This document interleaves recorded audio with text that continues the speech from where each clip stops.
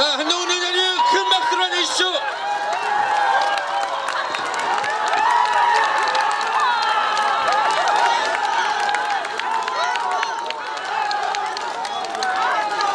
여러분, 한동훈 위원장 아시죠? 대한민국 정치인 중에서 가장 인기 있는 정치인 누굽니까?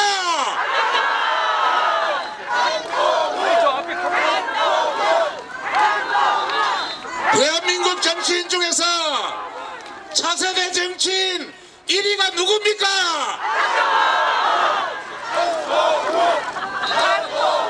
다시 한번 한동훈을 크게 연호해 주십시오. 한동훈, 한동훈, 한동훈. 안녕하세요. 안녕하십니까? 안녕하십니까? 부천의 박성주가 김복덕과 하종대와 제가 부천에 왔습니다. 여러분, 국민의힘에 대해서 국민 여러분께서 만족하지 못하시는 부분이 많이 있다고 저는 생각합니다. 저도 알고 있습니다. 여러분 그렇게 생각하시죠? 그렇지만 저는 이 말씀을 드리고 싶습니다. 저희는 여러분이 지적해 주시면 그때그때 반응하고 바로잡으려고 몸부림치는 정당으로 바뀌었습니다. 더불어민주당은 그렇지 않습니다. 저희는 여러분이 지적해 주시면, 여러분이 불편하시면 그때그때 반응할 거고 그때그때 여러분을 위해서 바뀔 겁니다. 저는 그게 우리 국민의힘의 정치라는 말씀을 드립니다. 여러분 부천의 시민 여러분, 혹시 지금 불안하거나 걱정됩니까? 걱정하지 마십시오. 우리가 이깁니다. 우리가 이깁니다. 여러분은 법을 지키면서 사는 선량한 시민들입니다. 여러분은 법을 지키면서 사는 선량한 시민들입니다. 그런 우리가 범죄자들 앞에서 기죽을 이유가 전혀 없습니다. 여러분, 저희가 여러분의 맨 앞에서 여러분을 위해서 싸울 겁니다. 그리고 이길 겁니다. 그리고 우리 정부나 우리 국민의힘이 부족하다고 생각하시거나 불편하다고 생각하시는 거 있으시면 그냥 저에게 말해 주십시오. 제가 여러분의 뜻대로 다 바꿀 겁니다. 저는 평생 일하면서 남의 눈치 전혀 안 보고 살았고 앞으로도 그럴 겁니다. 단 여러분의 눈치만 보고 여러분이 어떻게 생각하시는지 여러분의 표정을 보고 여러분의 마음을 보고 그대로 정부와 여당의 정책에, 태도에, 말에 반영할 겁니다.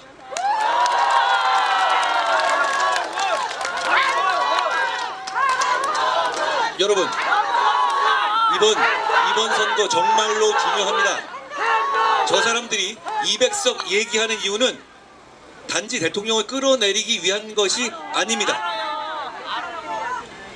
대한민국의 자랑이자 대한민국의 기본인 대한민국 헌법을 바꾸겠다는 의도라고 저는 생각합니다. 대한민국의 헌법에서 우리 체제의 기본으로 규정하고 있는 자유민주주의 체제에서 자유를 떼려는 시도 지난 문재인 정부 때 하지 않았습니까? 그걸 이번 선거를 통해서 하겠다는 겁니다. 여러분, 막아야 합니다. 대한민국이 바뀔 겁니다. 한미동맹이 무너질 겁니다. 다시 암흑의 시대로, 이념의 시대로 돌아갈 겁니다. 그거 막아야 합니다. 2024년의 대한민국은 그것보다 훨씬 나은 정치를 가질 자격이 충분합니다. 여러분, 이재명 대표의 더불어민주당과 조국 대표의 조국당은 똑같은 공통점이 있습니다. 정치를 통해서 탐욕을 실현하려고 하고 뻔뻔하게 그걸 실현하려고 하고 거짓말을 하는 공통점이 있습니다. 여러분, 조국 대표에 대해서 제가 몇 가지 말씀드리고 싶습니다. 조국 대표가 이런 말을 했습니다. 전관예우가 아니다. 전관 범죄다. 이렇게 과거에 말한 바 있습니다. 물론 과거에 말이죠. 어제는 다른 말을 했습니다. 그때 전관예우가 전관 범죄라고 하면서 참고로 굉장히 여러 가지 설명을 덧붙였는데요. 수임계약서를 쓰는 경우도 있고 아닌 경우도 있다. 이러면서 쭉 얘기를 했습니다. 물론 자기 편이 아닐 때만 얘기였습니다. 그런데 어제 자기 편의 핵심인 비례 1번 부부의 사상 최악의 전관예우 사안이 드러나서 국민들의 분노가 들끓고 있죠. 조국 당이 새로운 기준을 전관예우의 새로운 기준을 제시했습니다. 첫째, 160억만 안 넘으면 된다.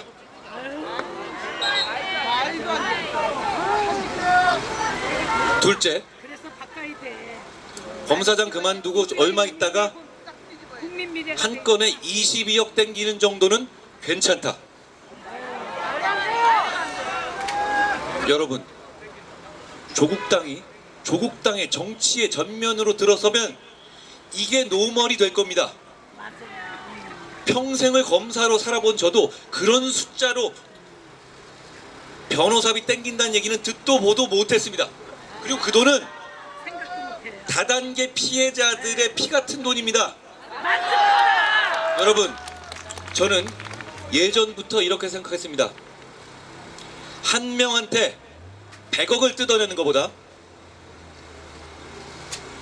100명, 1000명, 10,000명한테 100만 원씩 뜯어내는 게 훨씬 더 나쁜 범죄라고 말입니다. 그건 서민을 무너뜨리는 것이고 사회를 무너뜨리는 것이기 때문입니다. 다단계 범죄가 바로 그런 겁니다. 다단계 사기는 살인입니다. 다단계 피해를 겪은 분들 중에서 스스로 목숨을 끊는 분들이 정말 많습니다. 그분들에게는 정말 폐지 주워서 모은 피 같은 돈이기 때문입니다. 그런 사기꾼 변호한답시고 그렇게 뜯은 돈 중에 22억을 나눠 가졌습니다. 그게 괜찮다는 게 조국의 말입니다.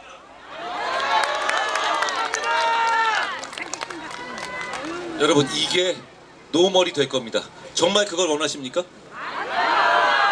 보통 우리는 잘못이 들켰을 때 부끄러워하고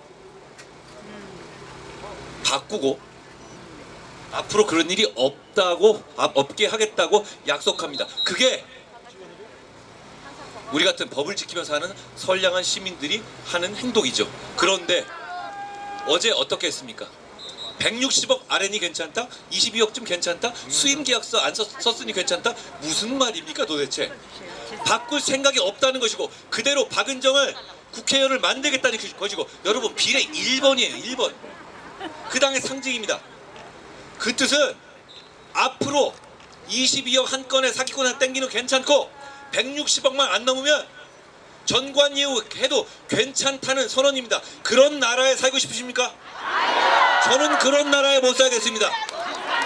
저는 그런 나라라면 못 살겠습니다. 조국 대표에게 저 옛날에 여러분 조국 대표가 어떤 사람인지를 여러분 많이 잊어버리신 것 같아요. 제가 한 가지 조국 대표에게 물어보고 싶은 게 있습니다. 조국 대표에 대한 일가에 대한 수사는 사실 과도하게 됐다기보다는 당시 문재인 정부 권력에 눌려서 제대로 하지 못한 부분이 더 많습니다. 여러분, 웅동학원이라고 기억나십니까? 조국 일가가 부산에 가지고 있는 사립 학원이죠. 학원재단이죠. 그 재단이 경영년에 생겨서 세금 등등으로 돈을 모두 재산을 잃게 된 상황에서 조국 일가가 기상천외한 아이디어를 냅니다. 존재하는지도 불분명한 공사 채권을 자기 가족끼리 만들어서 그걸 가지고 자기들끼리 서로 소송을 겁니다. 둘 다 조국의 동생이 대표로 소송을 겁니다. 그래서 웅동학원이 져줍니다. 져줍니다, 일부러. 그래서 세금으로, 그리고 국가에서 받아갈 돈 먼저, 대신에 그 돈을 먼저 받아가는 구조를 만드는 겁니다. 그게 들켜서 조국 씨의 동생이 법의 심판을 받았습니다. 드러난 상황입니다. 그런데 그 문제가 드러나자 정확하게 제가 날짜도 기억하는데요. 2019년 8월 23일 조국 대표가 공적인 석상에서 이렇게 발언합니다. 웅동학원에 대해서 어떤 권리도 앞으로 주장하지 않을 것이고 국가나 공익단체에 맡기겠다, 넘기겠다라고 말합니다. 아울러 당시 웅동학원의 이사장이었던 박정숙 씨, 조국 대표의 모친입니다. 박정숙 씨도 이사장에서 물러날 것이고 어떤 권리도 행사하지 않을 것이라고 웅동학원을 국가와 공익재단에 헌납하고 자기들은 완전히 손을 뗄 것이라는 공개적인 약속을 합니다. 여러분, 그 웅동학원 지금 어떻게 됐을 것 같습니까? 어떻게 됐을 것 같습니까?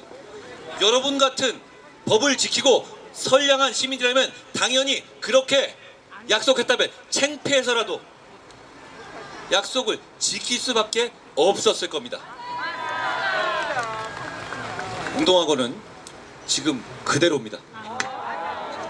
그리고 국회에서 국회의원과 언론에서 보도된 바에 따르면 캠코 등 관련 국가에서 웅동학원에 대해서 130억 가까운 채권을 가지고 있고 그거 웅동학원이 갚지 않고 있습니다. 여러분, 조국 대표의 재산이 줄었습니까? 무슨 대단한 핍박을 받았다고 하는데 재산이 줄었습니까? 그대로 50억이 넘는 자산가입니다. 저보다 많아요. 그런데 나라 빚은 안 갚고 있습니다. 그냥 웅동학원이니까 법인과 다르니까 안 갚는다? 그래요, 그런 말 할 수 있다고 칩시다. 그런데 왜 웅동학원은 내놓지 않습니까? 약속하지 않았습니까? 2022년 7월 조국 대표의 모친 박정숙 씨가 다시 웅동학원 이사장에 5년 연임합니다. 2027년까지 웅동학원의 이사장은 계속하겠다는 결정이 이미 내려졌습니다. 조국 대표는 조국당을 만들어서 이 나라의 권력의 주류로 들어오겠다고, 정치를 하겠다고 선언한 사람입니다. 그러면 그 약속을 왜 어겼는지, 왜 거짓말을 했는지, 왜 나라 빚을 갚고 있지 않은지를 대답해야 합니다. 그것 없이 어떻게 정치 무대로 들어오겠다고 하는 겁니까?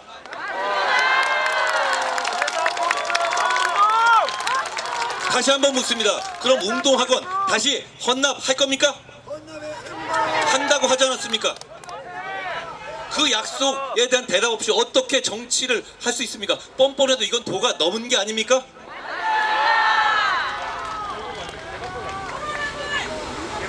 여러분, 양문석이라는 사람을 알고 있습니까? 양문석이라는 분 알고 계십니까? 제가 숫자에 강합니다. 아시죠? 5년 전에 연합뉴스 TV에서 이해찬 대표가 대표로 취임한 지 그랬던 것 같은데요. 민주당을 대변하기 위해서 양문석 후보가 출연합니다. 거기서 뭐라고 말하냐면 부동산 정책, 부동산을 잡기 위해서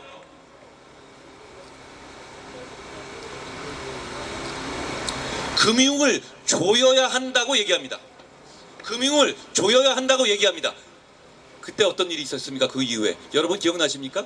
그때 문재인 정부의 부동산 폭등 실정을 어떻게든 여러분들이 피해를 받게 되자 문재인 정부는 오히려 그 책임을 여러분에게 넘겼습니다.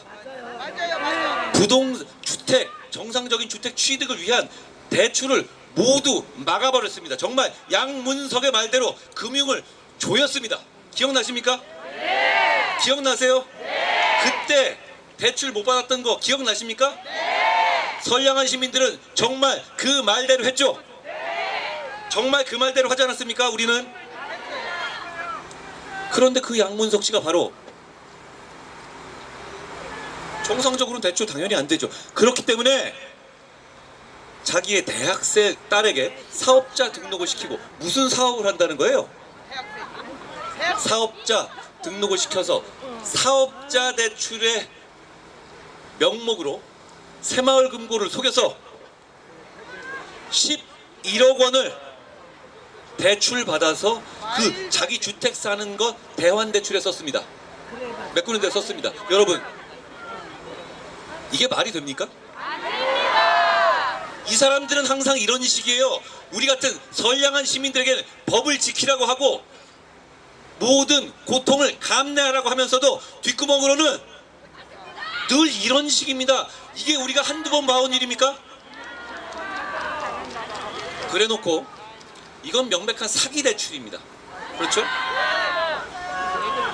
여러분, 저는 어제 저녁에 이 양문석 씨가 당연히 사퇴할 줄 알았어요. 이재명 대표가 아무리 이재명 대표가 도덕적으로 문제가 있는 사람이라 하더라도 여러분의 눈이 무서워서라도 어쩔 수 없이 양문석 씨를 사퇴시킬 거라고 저는 생각했습니다. 그런데 이분들은 기대를 저버리지 않는 분들입니다. 이분들은 어떻게 했냐? 양문석 씨가 어제 오후에 이런 입장을 냈습니다. 국회 들어가서 자기가 저한테 이자 아끼기 위해서 딸을 내세워서 그렇게 한 건 맞고 국민 눈높이에는 맞지 않대요. 자, 그럼 그 다음에 나올 말은 뭐죠? 그런데 더 열심히 국회로 가서 언론에게 복수하겠다고 합니다. 언론의 개혁을 하겠다고 합니다. 언론을 바로잡겠다고 합니다. 자신의 불법을 밝혀낸 언론에게 복수하겠다고 합니다. 이건 대한민국에 복수하겠다는 겁니다. 여러분, 이게 노멀이 될 겁니다. 저 사람들이 권력을 잡으면 이게 노멀이 될 겁니다. 박은정, 조국, 양문석 같은 사람들이 법을 지키면서 사는 선량한 시민들이 여러분을 지배하게 놔둘 겁니까? 여러분, 바꿉시다. 여러분, 국가란 무엇입니까? 정치란 무엇입니까? 원시 시대 때부터 국가가 형성되는 과정에 핵심적인 역할을 하게 되면서 국가로서 사회로서 태어나게 됩니다. 그게 뭐냐? 구성원들 간의 사적인 복수, 사적인 린치를 막는 겁니다. 그래서 서로 간의 안전을 지키고 룰을 지키고 잘못된 사람은 오로지 국가만 벌할 수 있도록 하는 것이 국가의 핵심입니다. 그런데 저 사람들은 그 국가의 기본을 무너뜨리려고 하는 사람들입니다. 조국 대표는 자기 일가가 수두룩하게 늘어지는 그런 국민들이 공분할 만한 범죄를 저질렀고 그게 법원에 의해서 인정됐고 그걸 자기 스스로 죄라고 인정했음에도 불구하고 자기를 처벌하고 유죄 주고 감옥에 보낸 국가에 복수하겠다고 합니다. 그 복수가 정치의 이유일 수 있습니까? 여러분, 그 말닿지도 않은 복수를, 조국의 복수를 대신해주기 위해서 여러분의 표를 쓰실 겁니까? 그 복수를 하기 위해서 여러분의 시스템을 무너뜨릴 겁니까? 그 복수를 하기 위해서 대한민국을 후퇴시킬 겁니까? 이 사람들은 비슷한 사람들입니다. 양문석 씨를 보십시오. 자기들이 사기 대출하는 건 맞고 그건 미안한데 언론에게 복수하겠다고 합니다. 양문석이 언론에게 복수하는 것을 도와주실 겁니까? 도와주실 거예요? 앞으로 그러면 자기 죄진 사람이 언론에게 복수하고 검찰에게 복수하고 이렇게 이걸 노멀로 만드실 겁니까? 이번 선거에서 이 사람들이 그걸 내세우고 있습니다. 우리 그걸 막아야 합니다. 막아야 합니다. 여러분, 수원에서 출마한다는 김준혁이라는 사람이 있습니다.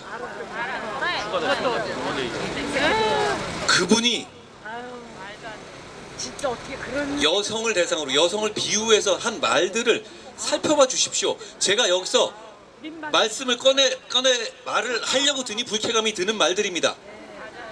심지어 초등학생을 성관계의 대상으로 얘기하고 위안부 할머니들을 그 대상으로 비유를 들었습니다. 여러분, 이런 쓰레기 같은 말이 우리 사회가 용인할 수 있는 수준의 말입니까? 용인할 수 있습니까? 여러분, 이분의 말을 한번 들어봐 주십시오. 불쾌하실 겁니다. 너무나 화가 나실 겁니다. 그래도 들어봐 주십시오. 그런데 이재명 대표, 이분도 정리하지 않을 겁니다. 왜 그런지 아십니까? 자기는 더 하잖아요. 여러분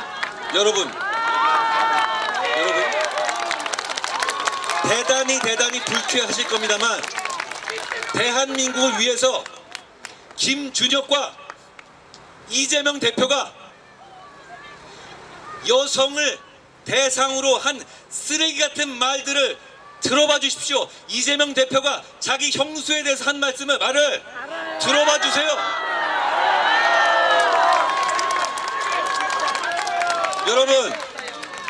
여러분, 우리는 압니다. 사람은 웬만해서는 바뀌지 않습니다. 어릴 때 잘못을 바로잡을 수도 있습니다.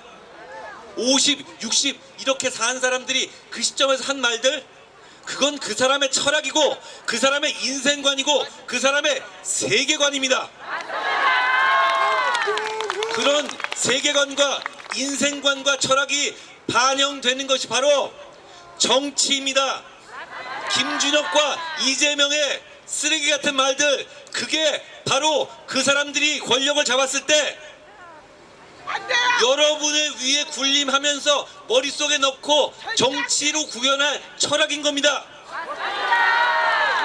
초등생 얘기, 위안부 얘기, 형수, 이상한 얘기, 이런 얘기를 머릿속에 차서 여러분들을 지배하기를 놔둘 겁니까?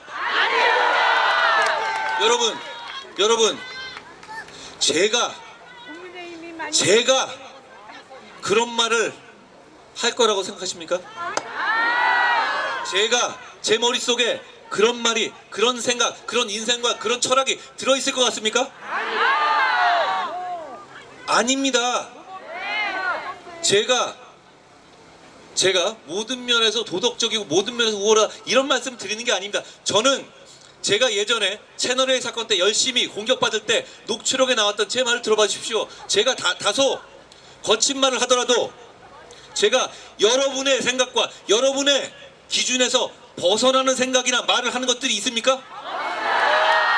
그때 제가 한 명이 100억 털리는 것보다 100명이 1000명이 10만 원씩 털리는 게 더 나쁜 범죄고 서민 다중을 괴롭히는 범죄가 정말 나쁜 범죄라고 제가 그때도 얘기했죠. 저는 지금도 그 생각 그대로입니다. 그리고 저는 정치 먹같이 하는 사람들 경멸합니다. 그때도 그렇고 지금도 그렇습니다.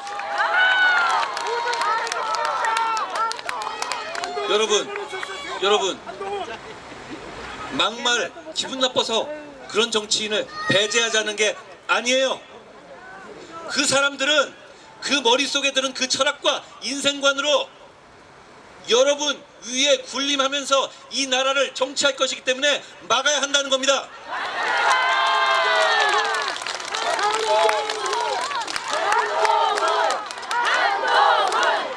한동훈! 여러분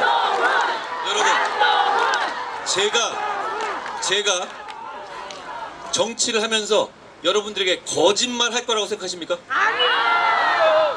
제가 여러분들에게 다소 거칠거나 직설적으로 말할 수 있을지언정 제가 여러분들을 속일 거라고 생각하십니까? 저는 제가 잘못한 게 나오면 미안하다고 할 겁니다. 반성할 겁니다. 그리고 그게 여러분의 눈높이에 맞지 않는 수준으로 넘어선다면 정치 그만두고 내려올 겁니다. 그게 정상입니다. 그런데 저 사람들은 그러질 않아요. 소중생을 위안부를 끌어내 성적인 비하를 해도, 형수에게 이상한 욕을 해도, 자기 약속을, 재산을 헌납하겠다는 자기 약속을 거절해도, 전관예우가 22억짜리가 나와도 그런 얘기를 안 합니다. 그냥 어차피 너네 우리 찍을 거잖아, 우린 마음대로 갈 거야, 이거 아닙니까? 이걸 우리 선량한 시민들이 보고 있어야 합니까? 저희가 맡겠습니다. 저희가 맡겠습니다. 여러분 비동의 간음죄를 10대 중요 공약에 민주당이 포함시켜 발표했습니다. 저는 성범죄 피해자를 옹호하기 위한 활동을 누구보다도 과격하고 강력하게 해온 사람이라고 자부합니다. 저보다 더 성범죄 피해자들을 보호하려 노력한 사람이 이 나라에 있습니까? 있으면 나와보십시오.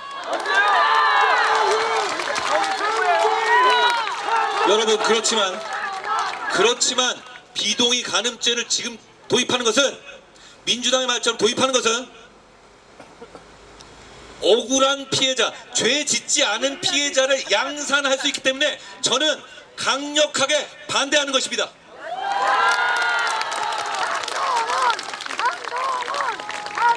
억울한 피해자가 나오기 너무 좋은 조항이거든요. 내심을 입증하는 거는 고발당한 사람이 그게 아니었다고 입증하는 것인데 그거 어렵습니다. 억울한 사람을 마구 만들어낼 겁니다. 그러니 반대합니다. 그런데 민주당이 그 공약을 내고 나서 제가 이렇게 반대하자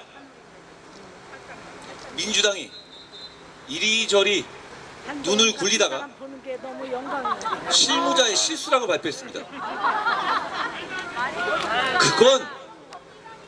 그건 비동의 간음죄라는 정책을 내는 건 정책적인 이유니까 낼 수는 있어요. 그렇지만 그렇게 어줍지 않은 허접한 거짓말을 하는 건 그건 죄입니다. 왜냐하면 선거에 있어서 거짓말을 하는 것이거든요. 민주당은 지난 총선에서도 그 공약을 냈었습니다. 그리고 관련한 법안을 발의한 분들도 많습니다. 실무자의 착오라니요. 그럼 그 실무자 누군지 데려와 보십시오. 저는 이렇게 뻔뻔하게 거짓말하는 사람들이 권력을 잡게 되면 나라가 뭐가 되겠어? 나라를 망칠 거라 생각합니다. 법을 지키면서 사는 선량한 사람들을 괴롭힐 거라 생각합니다. 맞아. 여러분, 저와 이재명 대표, 조국 대표를 비교해 주십시오. 자, 제가 여러분들을 속일 것 같습니까? 아니요. 여러분들을 제가 제 탐욕을 채울 것 같습니까? 제가 제 범죄를 방어할 것 같습니까? 저분들의 거짓말과 저분들의 이상한 행동 그리고 범죄자 연대는 자기들의 탐욕을 채우기 위한 겁니다. 정치인이 탐욕을 추구하고 있는데 그걸 왜 선량한 시민들이 두고 보고 있어야 합니까? 여러분, 그렇지만 기죽지 마십시오. 대한민국은 위대한 나라입니다. 여기까지 오는데 정말 많은 사람들이 맞아요. 희생하고 헌신했습니다. 그렇게 한순간에 범죄자들에게 나라를 내주고 지금 우리가 지켜온 헌법을 내주지 않을 겁니다. 그러기 위해서 여러분이 방관자가 되어주셔서는 안 됩니다. 여러분이 주인공이 되어주셔야 합니다. 이번 선거의 주인공은 여러분입니다.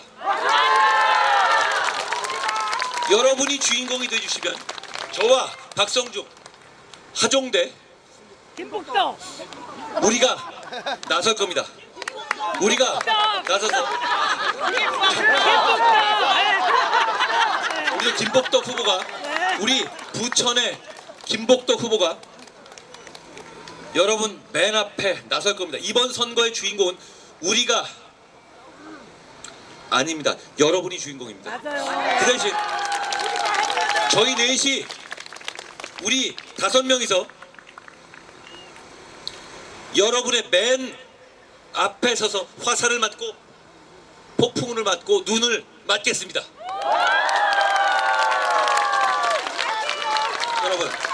여러분 이번 선거는 저희가 민생을 개혁하고 정치를 개혁하기 위한 선거입니다. 그런데 그 전제 조건으로 그걸 막고 있는 2조 심판해야 합니다. 범죄자 세력을 이재명 초고. 범죄자 세력을 못했는데. 정치판에서 치워버려야 합니다. 그렇기 때문에 2조 심판은 범죄자 세력의 심판은 민생이고 정치 개혁입니다. 자, 범죄자 세력이라고 제가 말씀드렸죠. 조국, 이재명 제가 말씀드린 사람뿐입니까? 그렇지 않아요. 자, 우리 후보들과 맞서는 사람 중에 김기표라는 사람이 있습니다. 아세요? 그분 자기 식구 감싸기로 유명했던 문재인 정부에서도 감싸지 못할 정도의 무지막지한 투기로 청와대 비서관에서 잘린 사람이에요. 그리고 정상적인 사람이란 말이죠. 정상적이고 합리적이고 상식적인 사람이라면 그렇게 안 하지. 그런 사람이 정치의 무대로 나오려면 그때 투기했던 부동산을 정리하고 왔어야 하는 거 아닙니까? 그게 맞는 거 아니에요? 그런데 그대로입니다. 그 수십억 부동산 그대로입니다. 여러분 이건 여러분을 우습게 보는 거예요. 달라진 건 하나. 대장동 사건의 변호사를 했다는 것 뿐입니다. 변호사비를 공천으로 챙겨도 되는 겁니까? 여러분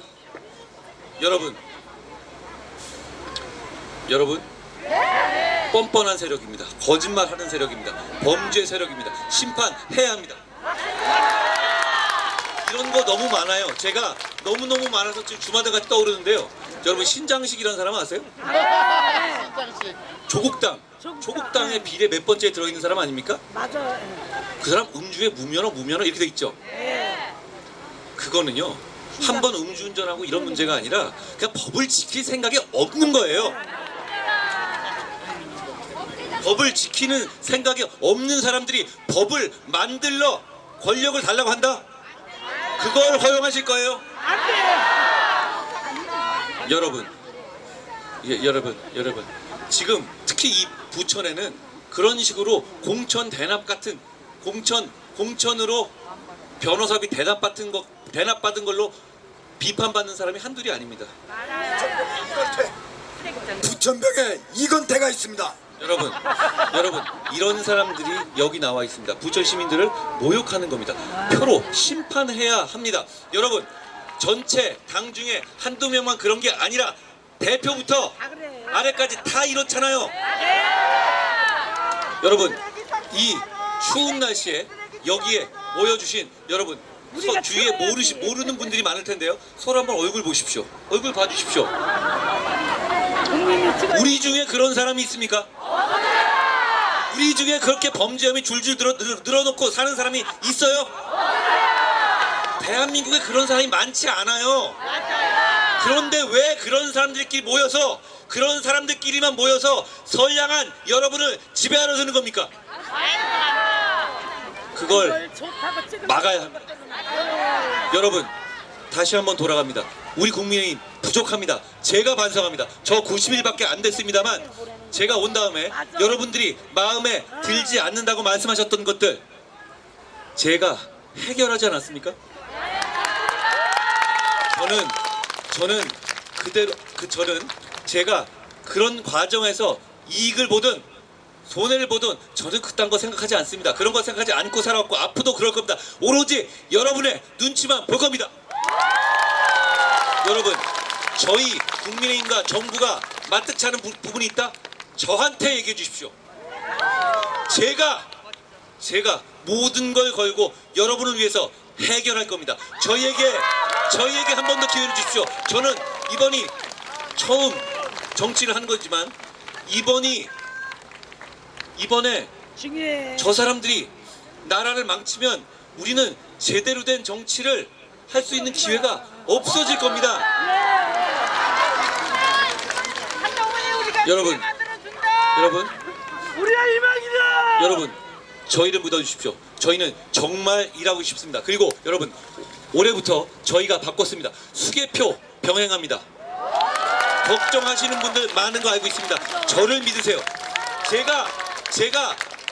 제가 확실하게 관리할 겁니다. 그러니 사전투표든 본투표든 무조건 투표하십시오. 무조건 나가십시오. 안 나가면 범죄자들이 여러분을 지배하게 될 겁니다. 나가서 국민만 보고 찍으십시오. 여러분, 부천, 지금의 부천 만족하십니까? 만족하세요? 그런데 왜 계속 같은 당을 뽑고 계십니까? 박성중은 파이터입니다. 박성중은 국회에서 싸워야 할 때 싸웠고 이겨야 할 때 이길 줄 알았던 사람입니다. 여러분, 제가 여기 왜 나와 있습니까? 여러분이 저를 왜 불러내셨습니까?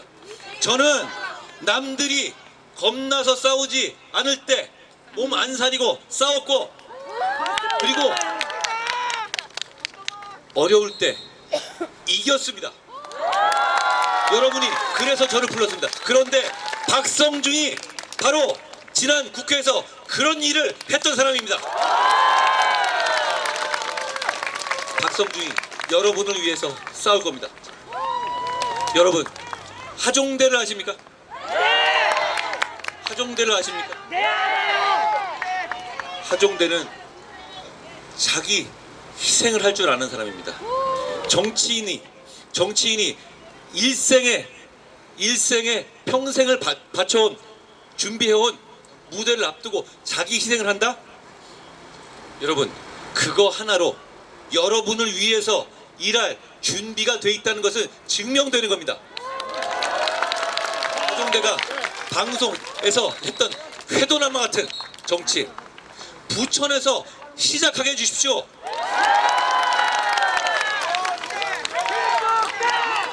여러분, 김복덕은 부천 사람입니다. 김복덕은 부천을 사랑하는 사람입니다. 부천의 구석구석을 훑는 사람 누가 있습니까? 여러분, 부천을 힘있게 만들 후보가 누굽니까? 여러분, 김복덕이 내고 있는 공약들을 보셨습니까? 봤어요. 보셨습니까? 김복덕의 공약은 대단히 손에 잡히는 구체적인 것들입니다. 부천을 위하는 것들입니다. 부천을 잘 살게 할 것들입니다. 여러분, 김복덕입니다. 김복덕을 선택해 주십시오.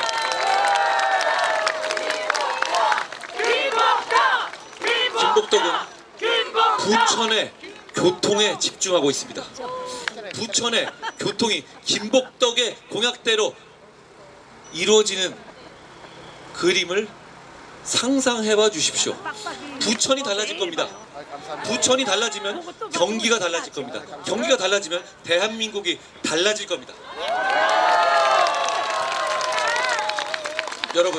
여러분, 아까 제가 막말하는 사람들, 쓰레기 같은 이재명 대표와 김준혁 씨 등이 말한 그리고 양문석 등등이 말한 쓰레기 같은 말들을 정말 불편하지만 한번 들어봐 달라고 제가 말씀드렸습니다. 그게 삐소리 나는 거 그걸 삐소리 나는 말을 하는 사람은 정치에 나오면 안 되는 거고요. 삐소리 없이 들어야 하는 겁니다. 그 사람이 한 말이니까요. 그게 너무너무 불편하다면 그런 사람은 정치권에 있으면 안 되는 거예요. 여러분이 너무 관대하신 겁니다. 삐소리 나는 발언을 안 했다면 몰라도 발언을 했다? 그걸 왜 삐소리로 지워지죠? 정말 지금의 자유로운 분위기에서도 삐소리로 처리돼야 될 말이라면 그런 말 하는 사람은 정치를 하면 안 되는 거예요. 그게 20대 때 한 말입니까? 30대 때 한 말이에요? 아니잖아요. 여러분, 사람은 다양합니다. 국민의힘에서도 여러분의 눈높이에 맞지 않는 발언을 하신 분들이 있었습니다. 그리고 거기에 대해서 굉장히 비판해 주신 것이 있었죠. 그런데 그분들이 하신 말들은 비공식적으로 한 말이거나 아니면 정말 20대 때 했던, 치기 어렸을 때 했던 말들이었어요. 그렇지만 저는 당내외에서 저를 굉장히 비판하는 사람이 많고 저도 상처를 많이 받을 것이라는 걸 알면서도 여러분의 눈높이만 봤습니다. 여러분이 걱정하시는 것만 봤습니다.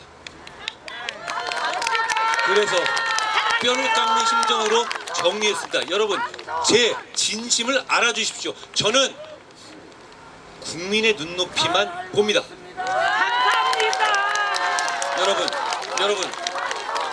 여러분 지금 저와 이재명 대표, 조국 대표를 비교해달라고 말씀드렸죠? 저는 정리했습니다. 저 사람들은 어떠고 있습니까? 전혀 안 그러고 있죠. 말의 수위와 그 말을 했던 나이, 공식적인 석상현 여부를 봐주십시오. 저쪽이 훨씬 심하죠? 그런데 우리는 국민의 눈치를 보고 정리했습니다. 저쪽은 그냥 어차피 너네 우리 찍을 거잖아. 그냥 잔말만 묻고 찍어. 이거 아닙니까? 그런 건방진 정치 심판해야 되지 않겠습니까? 여러분, 저와 그런 면에서 저와 이 조국이나 이재명 대표 이 차이가 별거 아닌 것 같습니까? 국민의 눈높이에 반응하고 반성하고 바로잡는 것과 국민이 뭐라 하든 지지층만 믿고 밀어붙이는 것, 이거 저는 정치의 면에서 본질적인 차이라고 생각합니다. 그 본질적인 차이를 이번 총선에서 봐주십시오. 여러분, 부천의 시민 여러분, 오늘 만나뵈서 참 좋았습니다. 고맙습니다.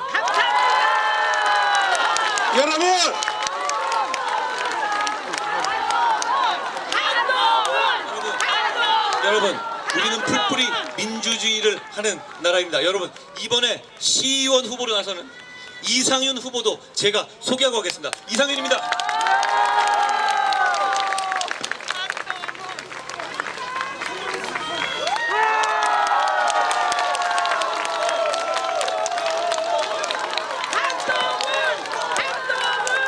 여러분, 한동훈 우리 저 오늘 첫